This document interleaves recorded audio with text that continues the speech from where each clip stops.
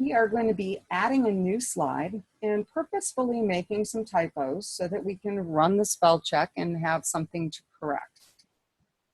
So we are going to go down to slide 6. And we're going to throw in a new slide after that. So let's go ahead and click right on New Slide. This is going to be a summary of our presentation. And we are purposefully making some typos in here, but we will correct them right away. So for the perfectionists in the group, you hang tight for a minute because we'll be fixing them.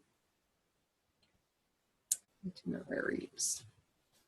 And you'll notice that the word "and" was keyed twice. That was done purposefully.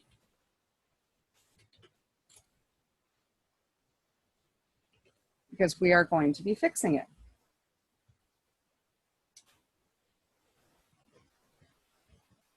And so let's go ahead and run our spell check.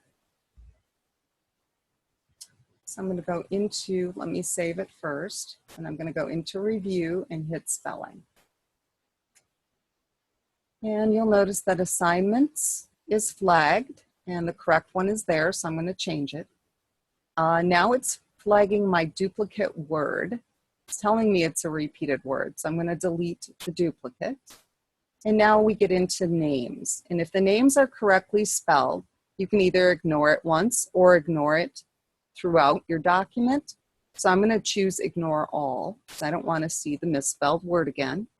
And I'm going to do the same thing for Almanzo. Okay. If you have any additional misspelled words, then you are going to want to correct them. And once it's done, it is a good idea to save. In addition to doing the spell check, we are also going to use the Thesaurus. So let's go back down to our summary slide, and we're going to highlight timetable.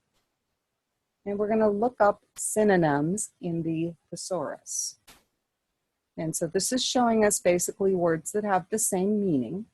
And just like word, you don't want to click on the word.